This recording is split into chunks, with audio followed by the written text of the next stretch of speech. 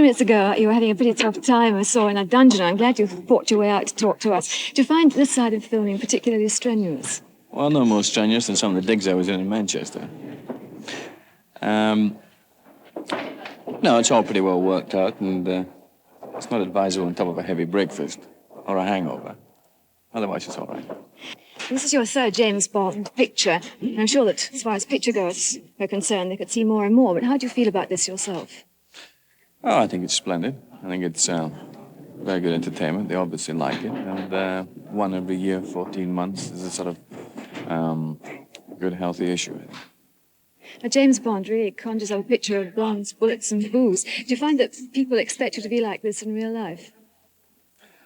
I don't meet a great deal of people, really. I've been so busy. I'm on my fourth film in 1 year, so the chances of meeting people are pretty remote. And only other than going to the theater or going out to a restaurant to eat or something, or driving somewhere, I leave the house 7 in the morning and get back at 7 at night. So the chances of boozing with blondes and bullets are pretty remote. Most Scottish actors start in the north and then come south. So why did you come straight down to London? But very much if anyone in Scotland would have employed me. They employed me, certainly, for the other jobs, but not as an actor. You know, I hadn't any real experience. And it was more a sort of giggle in London at to join South Pacific, do the audition. Because at the time I was home on a week, down for a long weekend to London, you know, on holiday from the Evening News, Edinburgh. And so when I got the audition, they said, okay, you can come back in 3 months. So I went back and packed my bags, left Scotland, came back and joined South Pacific. And then it was into television after that? No, I was in the year or so tour with plays. With South Pacific, came back, did 3 or 4 plays at Q Theatre, which is sort of experimental theatre in London. It didn't work for about 6 months, 8. I think you've been given perhaps the impression that you've been playing James Bond and nothing else, but a film has recently been released, hasn't it, Woman of Straw? Yes, and I just came back from Hollywood. I did Marley for Hitchcock, and I was in Canada the year before last doing Macbeth, and I was in the West End just before that doing a Giraudoux play in the theatre. Connery. So, Well, afraid you must go, but thank you very much for speaking to us. bye-bye. The 7th 007 novel was published in England and America in 1959. Fleming got the idea for Goldfinger during an April 1956 stay at Enton Hall, a health spa in central England, where he met a gold broker who educated him on the trade in the world's most coveted metal. 3 years after the publication of Goldfinger came the surprise success of Dr. No, and later, From Russia with Love. When we did Dr. No, I remember, we all had very limited resources. The film was, I think, $900,000. Producers Albert R. Broccoli and Harry Saltzman set a budget of $3 million for Goldfinger. To bring Bond number 3 in on time, the producers selected a seasoned pro, Guy Hamilton. Guy was always going to be a director of Bond sooner or later. Then Guy came in and did that one. Some people think that's the best of all the Bonds. Hamilton had something else, a relationship with the film's star, Sean Connery. I'd known Sean long before he made Bonds. We had a little club called the Buxton that we used to meet each other. Goldfinger was a bit of a challenge because I began to sense that Bond was becoming a Superman and using the things that worked so wonderfully well in the 2 previous films. It was then not too difficult to have a target and know what we were trying to do. Once again at the typewriter was Dr. No and From Russia with Love screenwriter Richard Maibaum, collaborating with Oscar-winning British screenwriter Paul Dehn. In Goldfinger, we decided to have a little mini-adventure at the start of it, which had nothing to do then with the story that followed. It seemed to me that if we could do the pre-credit sequence, which is a wonderful piece of nonsense, I mean, where you can go swimming with a seagull on top of your head and you can unzip your suit and have a white tuxedo underneath. If that makes you laugh, let's all now, after the credit titles, go for a great big ride and have fun. The guy that was originally cast to do it in his spare time was cat burglar. So, which was all right, but unfortunately he was caught in the act the day before he had to shoot the scene. I got the part merely on the fact that I had, according to the makeup guy, high cheekbones. I could be made up to look like a Mexican more than anybody else. They said, right, well, you're doing a fight. And I said, oh, what fight? As the fire hits the water, the flash bulbs go, the UV lamp comes on, and the steam comes out. Well, with the force of the steam, the hose pipe wrapped itself around my leg, gave me a sort of a second-degree burn. Everybody thought it was down to my acting. See, it wasn't. It was down to sheer pain, actually. Other actors had their own challenges to face. At the rehearsals, I was working at a desk and Bond comes in and I got up to greet him. And Guy said, no, you don't take any notice of this man, you don't like him. And I thought, well, but this is Bond, this is James Bond, and I'm just an ordinary civil servant. I must admire him like everybody else does. And he says, no, of course you don't. He doesn't treat your gadgets with any respect at all. But there is one gadget the whole world comes to respect. I was a sports car freak in those days, so I got rid of a lot of my inhibitions when it came to redesigning the Aston Martin. I thought it was an elegant-looking car, and I remember in Switzerland driving it up and down there, impressed a lot of people. And but I think that its setting in the story and in the film gave it a more unique quality than the car actually possessed. The management of Aston Martins were very, very sceptical about us. And they said, well, what do you want to do with the car? I told them briefly, and they said, well, you won't do it. You won't get any more equipment in this car. It's absolutely loaded as it is. So I said, just give me a break. Let me do it. I'll prove you I can do it. Aston Martin executives loaned the Goldfinger team the development prototype, DP216-1, destined to become a legend. The first thing we're going to do, we're going to make a hole in the roof for the ejector seat. And I said, I will make the first hole, and I can remember it now, putting a hole through this lovely Aston Martin, my pride and joy. Back in those days, we didn't have the electronic devices that we have nowadays, where we could have done things, made things work electronically now. In the old days, we had to do it by pneumatics, didn't we? Obviously, couldn't go around with the real machine guns in the car, but for distant shots, we had the gas guns operating. The rear lights that dropped down and the oil slick that came out of it was done four-wheel, funnily enough, with a big container in the back of the car. To get the tank in there, the bulletproof shield had to be taken out and then, of course, put back after that shot for the bullet effect. So there was never a sort of a dull moment. I was having a lot of trouble with parking tickets in London around that time, so my ambition was to have a revolving number plate, you know. So that was my contribution to the supercar. The actual tyre slashing apparatus we didn't do on the car as such. All that touching was done actually in the studios. I built a rig on rails, built the sides of the car in fiberglass, both the Aston Martin and the Mustang. And what about the DB5's pièce de résistance? I went home and I got a telephone call saying, would I go back to the studios next day? And I thought, oh, good. I got an extra bit in the film. And when I got there, they gave me this bit about the ejector seat. The chassis would have taken a proper ejector seat, and the guy next to the driver would have got burnt anyhow. So I used compressed air on that and a lightweight dummy. The whole thing works. I mean, it's just, it's a dream. It's your dream. Wouldn't it be fun to have a car like that? All this gadgetry was created and installed in just 6 weeks. Other equipment was built into the car, but never used in the finished film, like front and rear overriders, good for ramming enemy vehicles. Bond's secret arsenal also included a weapons tray located underneath the driver's seat, a nail chamber that could spit out nasty triple-spike clusters, and a radio telephone hidden inside the driver's door paneling. What's really amusing, actually, is that there must be 50 around the world claiming to be the one, and people keep paying to see it. Even Bond's Aston Martin proved no match for the movie's sublimely evil villain, Auric Goldfinger. Oh, you're looking, Mr. Bond, at an industrial laser beam which emits a new and extraordinary light, not to be found in nature. Natural light, you see, being multicolored, widens and weakens as it travels from the source. Laser light, being of one color, never widens, never weakens. Gert Fröbe, I'd seen him, or Cubby had seen him and showed him to me in a German film where he was playing a sort of child molester, And he was absolutely wonderful. Yes, he's the perfect Goldfinger. Does he speak English? Yeah, I've spoken to his agent. He speaks English. Gert Fröbe arrived day one on the set. How do you do? I'm very happy to meet you. That was all right. Then I talked to him and I realized he didn't speak a word of English. The very first scene I shot on the balcony with Gert. And Gert had to start the scene.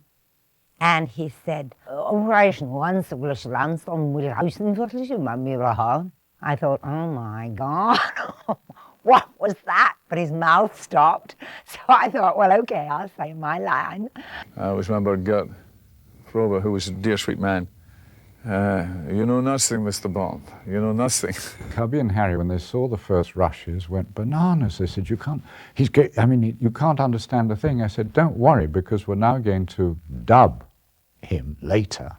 Hamilton instructed Fröbe to speak quickly, which aided actor Michael Collins, who provided the voice for Auric Goldfinger. Guy knew exactly what he wanted and how he wanted it. He's one of those kind of people. Very, very contained director. Very, very cool. He's very much get in there and do it or else. Hamilton definitely wanted Honor Blackman for the female lead, Pussy Galore. There was hardly anybody else about that was as right for it as me, because at that point I was having a huge success in the Avengers and I was coming to the end of my 2-year stint. So since the character demanded a knowledge of judo, and I was a hot property at that point, it seemed dead right that I should play it. And there was no question of chemistry between Goldfinger's two stars. I mean, he is, I think without doubt, the sexiest man I've ever met. He has a natural authority, charisma. He's very virile. It was very funny when we did the fight in it, so-called fight, because I had been used to doing judo in the studio on the cement. So they had banks and banks of straw and all sorts of things. And they said, will that be all right? Can you land on, will you be safe? And all. I mean, it was luxury for me because I'd had such a terrible time in the studio with the cement floor, you know. So we had quite a lot of fun in The Hague because we had to lie about for quite a long time. Casting Oddjob proved to be no challenge at all. I was watching one Saturday afternoon, there used to be wrestling, and there was Oddjob on television. Harold Zakata came on, and everybody booed, and there was Oddjob. And Harold Zakata had been a serious athlete, had been the first Hawaiian to get a silver medal at the Olympics. Harold was a monumentally strong but very genuine and gentle guy. And he gave me that chop behind the neck at the fridge. He put me on the floor. He wasn't quite used to the cinema technique of taking it to the wire and then stopping, you know. And some days I think I still have it from then. He was a joy to work with and a very brave man, because in Fort Knox, when those fireworks go off at the end, he got badly burned.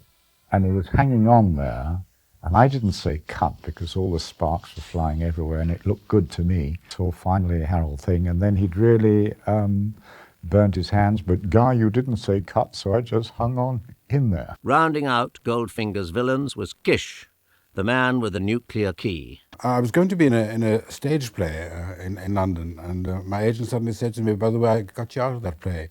I said, what do you mean you got me out? I was in a lot of trouble getting in. He said, I got you a part in the next James Bond film, Goldfinger, instead. I said, oh, that's fair enough. I was thrown over the railings, and there were some cardboard boxes and mattresses and things that I landed on the other side. But the actual fall was about 40-foot fall, I think. That was done by Bob Simmons. Mellinger was also armed with a camera, which attracted Harry Saltzman's attention. I was filming, which I shouldn't have done, I suppose.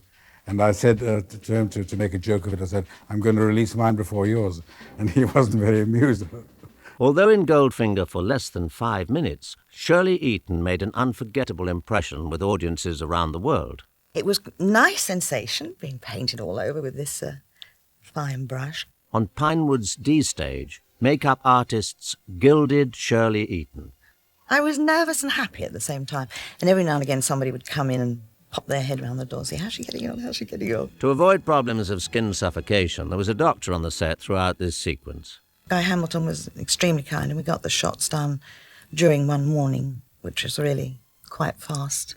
Mr. Big, somebody who wants all the gold in the world, and is prepared to get some gangsters and gas everybody. I mean, if you believe that, monkeys can fly.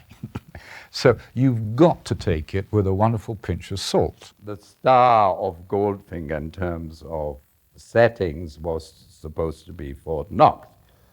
We had a friend of Cubby Broccoli, who was called Colonel Rouchon, who had a great influence with the American authorities. So I was whisked off to Kentucky and was allowed to fly over Fort Knox and to look at it from the outside, but I wasn't allowed to go anywhere really near it because it was so protected, and there were sort of loudspeakers all over the place saying, "You are now trespassing, don't approach any," and there were also people with machine guns. At that time, it was discussed that perhaps Fort Knox would be in Portugal, but we eventually put it on the back lot at Pinewood. Suddenly bulldozers started to appear. They started bulldozing roads, laying concrete, and I thought, oh my God. Originally, the final battle was to take place at the gates of the gold depository, but Cubby Broccoli insisted that the villain enter the world's most secure building. Richard Maibaum and Ken Adam agreed.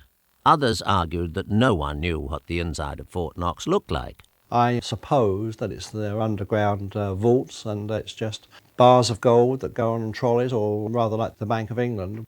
Peter Lamont's realistic blueprints were not enough for Broccoli. He declared, "I want to see a cathedral of gold." And from there, Ken, designed his huge set with the elevator that covered a stage, and we made these huge heaps of gold. And interestingly enough, we did get a letter from the controller, or whatever she was, the lady who ran Fort Knox, and complimenting our art director on his imagination, because very few people have ever seen the interior of Fort Knox. Ken Adams's vision didn't stop at recreating Fort Knox. Another rich cinematic highlight is Goldfinger's rumpus room, where he entertains business associates. The laser room, the site of the most famous near-castration in screen history. Built on Pinewood's E stage, Sean Connery spent a very uncomfortable 3 days here in March 1964. Well, it didn't surprise me because he took quite a pleasure in finding ways to make it difficult for me. They brought a real laser in, which looked great, a very pencil-thin line. As soon as you turn all the studio lights on, it disappeared. So suddenly we're faced with John Steers made up this fake one, and we optically put the stuff on afterwards.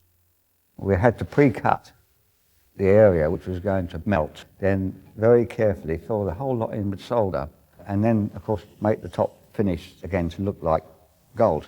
I was underneath that thing, that table, the gun, which was a acetylene that was cutting the channel. Somebody had to be under there, of course, in case the confounded thing went wrong at the last minute, and it didn't stop when it should. Goldfinger's shoot called for locations in 3 countries. The first scenes actually shot were in Miami at the Fontainebleau Hotel on January the 20th through the 24th, 1964. A pared-down crew shot actor Cease Linder poolside at the hotel. To shoot coverage of Goldfinger's card scam, Hamilton used Michael Busson, doubling for Gert Fröbe, and Ignacio Almagro doubling for Connery. The Miami shoot also included the car-crushing sequence. When we destroyed a brand new Lincoln Continental being crushed, the whole unit was speechless, all of us, because it was like part of ourselves being destroyed. I never forget it. In April, filmmakers recreated the Fontainebleau pool area on Pinewood's D stage to complete the scene. Ian Fleming visited the set during filming of this sequence. Little more than a month before Goldfinger was released and Bond mania kicked into high gear, Bond's creator passed away August the 12th, 1964. Filmmakers shot Bond trailing Goldfinger in Switzerland's Furka Pass, but used Black Park, a British recreation area just outside Pinewood, for the night chase scenes. For 9 days in May, the Goldfinger unit took over the world-class Stoke Poges golf course, a normally tranquil set of links located just minutes from Pinewood Studios. Here, Connery's 3-decade love affair with the game of golf began. In August, the filmmakers raced to complete a key sequence, the aerial assault on Fort Knox. The bonds annually seem to open in, I've forgotten, it was September the 15th or something. And whether we were finished or not was immaterial. Time is running very, very short. And 3 of us went over to Kentucky. Cubby Broccoli, Ted Moore, the cameraman, myself. Right next door to Fort Knox, there is an army base. And Ted and I flew around, zooming on whatever these people were doing. We didn't tell them we were coming, we just did it. We got a squad, a sergeant, and we ran these soldiers round, and I set them up in all the places I could remember. And I said, now what you do is, when I blow the whistle once, you all look up there. When I blow the whistle twice, you all fall down dead. And they thought this was the silliest thing that they had ever been asked to do in their born days. But we said, you know, you're all going to get $10 and a beer, for $10 and a beer. But by now we're opening in 3 weeks' time, practically. Extra people were engaged for the dubbing, for the music laying, the tracks and everything. John Barry scored scenes fresh from the cutting room, producing incredible work in record time. In fact, there was only one last-minute change. Harry Saltzman decided the bomb countdown needed to end not with 3 seconds remaining as scripted, but at 007. The change gave the film one of its biggest laughs. Guy Hamilton's tongue-in-cheek, high-thrills directorial style helped make Goldfinger a spectacular success, changing all action-adventure films that followed. His approach was simple. We're going to take you to wonderful places. We're going to show you beautiful girls. We're going to have some suspense. We're going to have some laughs. But let's enjoy. The huge international success of Goldfinger was due to innovative filmmakers and hundreds of tremendously talented technicians who pooled their skills, knowledge, and sense of adventure to create a film which continues to thrill and entertain generations of filmgoers.